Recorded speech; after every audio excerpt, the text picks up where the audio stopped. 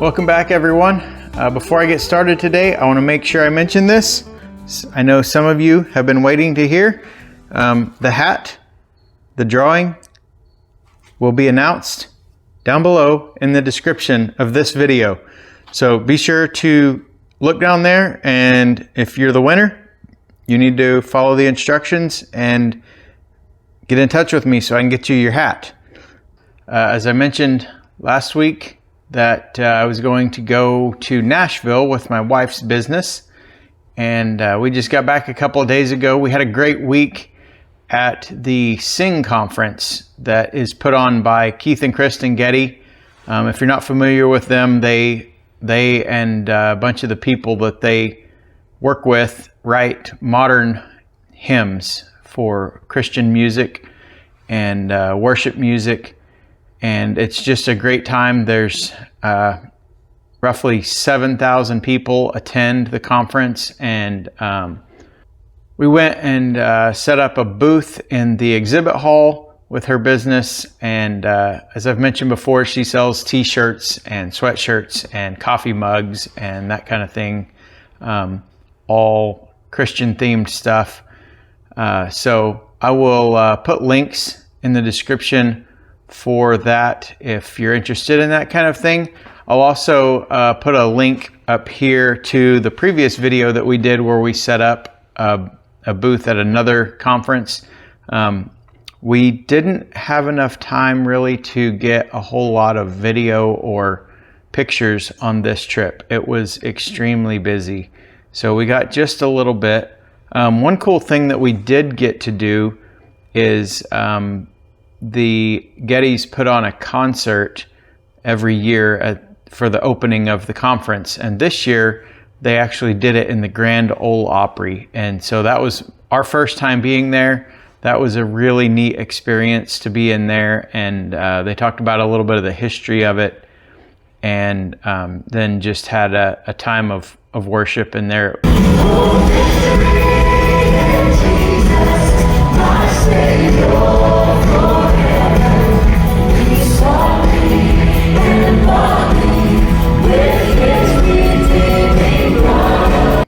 So as I said, we just got back a couple of days ago, and I didn't really have time to get down to the house to work on it.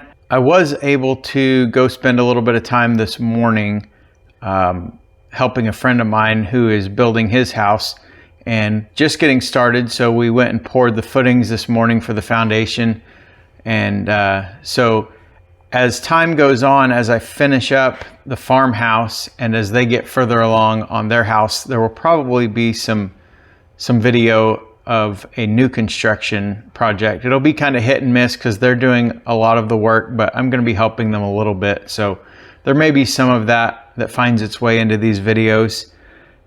So since I didn't make it to the farmhouse this week, I thought I would just show you all kind of a little bit how I set up my vehicle and my tools. Those of you that have been following me, you realize that I am just basically a one-man show. I do have my sons that work with me a little bit, but on most projects, it's just me. So over the years, I've had several different vehicles I've tried out. I've had SUVs, I've had pickups, and everything has its own pros and cons. For example, if I'm doing demolition on a project somewhere and I need to haul things away, a pickup works a lot better. Or if I plan ahead, I can take a trailer with the SUV. But a pickup always has a bed available to throw stuff in, and you don't have to worry about it getting dirty. This is my work vehicle, but it's also our family vehicle, and so I don't want to destroy it. So a lot of times if I have some debris and things that I have to get rid of, I will very carefully lay it in here to where I'm not tearing the seats or just piling massive amounts of dirt in here. So that's kind of a negative thing on the SUV, but what I do like is being able to keep all of my tools in here and not have to worry about somebody taking them out of the back of my truck and that kind of thing. So The other thing about it is when I'm hauling things like plywood or drywall, again, it's inside, so I don't have to worry about rain. If I'm picking those items up and comes up a rainstorm, I don't have to worry about getting those things wet. So I want to show you real quick a little bit about this. In the older generations, this is a 2008 GMC Yukon XL. So it's same thing as a Suburban. In the older generations, you would have one bench seat in the back, the third row, and you would just take the seat out, and then the middle row seats would lay down flat with the floor, and then you could just slide your plywood or drywall or whatever in there. In these later generations, the middle row seats don't actually go flat. They can't even take them out of the vehicle. They're mounted to the floor. And let me just show you real quick.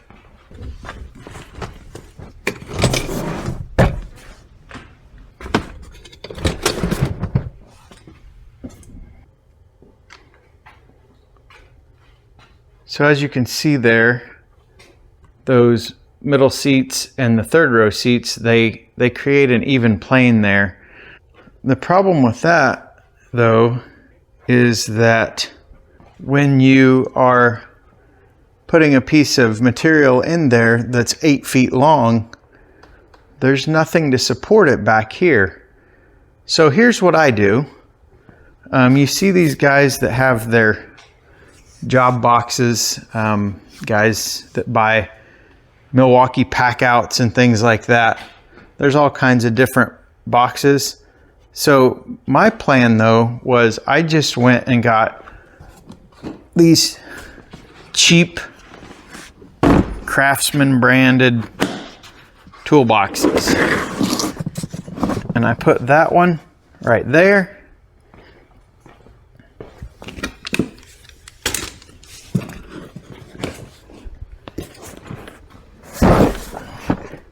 And that one usually rides right there. And I bought these very intentionally because they're the same height as those seats when they're laid down. And they're plastic, so they're a bit slippery. When I need to haul drywall or plywood, I can just set it right there and slide it all the way up over all of those seats, and it will just fit in there. And it comes just to the end here, so you can close the door on it and you don't have to worry about weather. Now, again, a downside of that is that I lose my back seats. So if I have both of the boys with me, I can't do that. Where if I had a pickup, we could still fit passengers in there. So again, that's a downside. So I have those two toolboxes. Let me just talk about what they're for. So this one, and typically I just leave them open like this when I'm riding around. I very rarely latch them. And so this one, I leave enough space that I can open it up, and same thing on that side. So this one carries all of my power tools, or most of my power tools, the common tools that I use, and they all just pretty well fit in here. So I have a charger for my batteries. I have my reciprocating saw, which I usually leave a blade on, but no battery. And then I have, right now I have a package of new blades in there.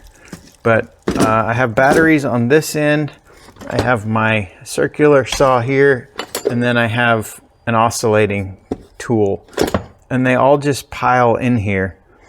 And there's lots of different thoughts on different brands and things. And I use DeWalt, not because I think it's the best or anything like that. I think it's good. They've been making tools for a long time, and I think they're good. I started doing this kind of work, when I got married, I worked with my father-in-law, who was a contractor, and he used DeWalt tools, and the guys that worked with him used DeWalt tools. So I bought DeWalt tools because if you're all using the same things, then your batteries are interchangeable. And so if all of my batteries aren't charged up, but the other guys are, we can keep working. So that's how I started. And then that was back in the days of the old 18 volt NiCad batteries that didn't really last that long. But as my batteries began to wear on, and then my father-in-law kind of got out of doing so much work as he got older, and he passed on some of his tools to me. So that's what I had. And then as the batteries started wearing out, I just went and replaced the tools with the newer DeWalt lithium tools. And I've had good luck with them. So that's what I use. As they die out, I might end up changing to something else. But so my saw is just a regular 7 1/4 inch blade. I had a comment recently where a guy told me to get a real saw. I still don't know what he meant by that. I thought about having a hand saw out here so that I could show you that I got a real saw. But as far as I can tell, this is a real saw. It cuts things. It doesn't have a very good blade on it right now, but it cuts. It works. It's what I like to use, so I'm okay with it. Don't care what anybody else thinks. So there's that. And then that charger fits down in there. And then I usually just lay that reciprocating saw in there like that. I can fit my drill in there, but I almost never put my drill in there because it's used so much that it typically just lays right there. So one other thing about this configuration is that I can put other tools like I can fit my air compressor in between there. Now it sticks up a little higher, so I can't put plywood or anything over it, but well, I can. It just holds it up a little weird. But I could put nail guns and all sorts of different things like that. Just kind of random use tools. If I'm going to be doing plumbing and I'm going to take plumbing tools, they can go down there. And it just kind of keeps everything out of the way. I can still put my third row seats up if for some reason we end up taking the kids and some of their friends somewhere. And most of the time my tools just stay in here. But with these boxes, if for some reason we do need to get everything out, it's just real quick. I can take these two boxes out and whatever happens to be laying loose in there, and we're ready to go. It works out well for us. It works well for her business too when we need to travel, and we can put boxes, usually her coffee mugs, and she's got different things like that that are breakable, so we don't want them riding in the trailer. We'll just leave them in here. So this box is just basic hand tools. It's usually a mess. Sometimes it has trash in it. Parts, there's nails in there. This top thing is kind of a catch-all. It catches screws and drill bits and small hand tools, all kinds of things like that. But then I have a hammer stapler in there. I have a square. I have a chalk line. I have tin snips. I have a pipe cutter. I have pry bar, flat bar. I have electrical tools and drill bits, and just there's all kinds of things in there. It's kind of a mess, but it works for me. I've got pliers and vice grips and hole saws and all sorts of junk in there. Currently there's no hammer in there, but there's usually a hammer in there. I may have left it at the farmhouse last week, but it's around here somewhere. But it just works. So I can just put that that tray back in there, close that up, and that just works for me. I also have, this is kind of a goofy thing, but this little tray where this latch is, I keep bits that I use all the time. That's where I just know they're there. I don't have to go digging through this box. If I put them in that tray, they end up bouncing down inside here somewhere and I can't find them. So ones that I commonly use, they just sit right there. Another thing that that's good for is if I happen to need to change out a blade on my utility knife, I keep these up here in these side trays. There's a couple little things, tape measure and voltmeter and some tape and stuff up there. There's a few tools on the other side and apparently a Dairy Queen cup from our trip, but didn't make it out. But my utility knife blades, a lot of times when I trade them out and I need a place to put the old one, I can just throw it right there too. And it fits down in there. Its blade is up against that plastic, so I don't have to worry about cutting myself on it. And then when I get to a place where I can throw it away in a safe manner, I just grab them out and throw them away. So kind of a goofy little thing, but I'm just kind of sharing about the things that I do and what works for me. And maybe it'll help somebody else out. Maybe you'll all think I'm nuts, but that's all right. That's the joys of doing things. We all get to do things our own way, and this just works for me, so I like it. So I also can take my 4-foot level, and a lot of times I just lay it in here like this and it sticks up over there. But if I need to haul plywood or anything like that, I can also lay it across that way and it gets it down out of the way. Also, there's usually just boxes of random screws. It's a bucket of long screws with a bucket of shorter screws with a bucket of random screws in it. So a lot of times that'll just be around behind there like that. So I have screws with me when I need them. I pull up on a random job. There they are.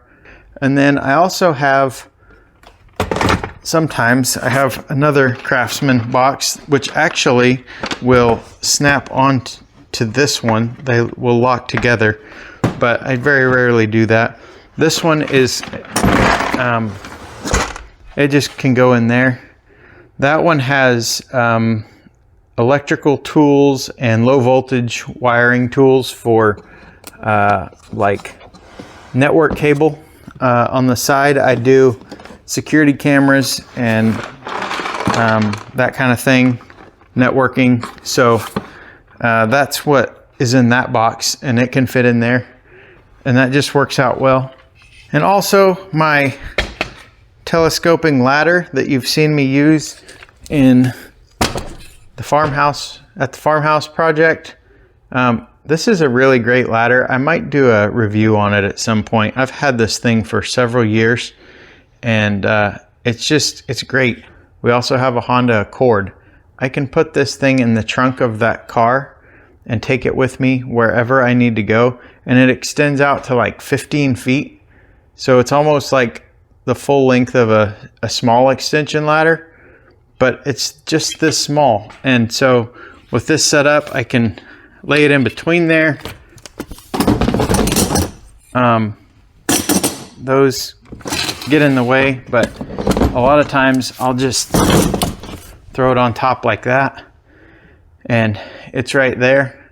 So this setup just works good for me. And yeah, there it is. So I know this is not a terribly exciting video, but I just wanted to share what works for me and how I kind of do things on my own. Maybe it will be helpful to someone else, maybe not. But that's what I have for this week. As always, thank you guys for watching. I hope you have enjoyed this. If not, we'll be back at the farmhouse next week. So I know that's what a lot of you are tuning in for. So I'll be back down there, and we'll be beginning to work on that ceiling floor structure. I guess ceiling if you're downstairs, floor if you're upstairs. And we'll be getting started on working on those joists and getting subfloor down up there, and then we'll just be moving on. We're in construction mode now instead of demo mode, so that's pretty exciting. And so hope you all have a great week. I'll see you next time.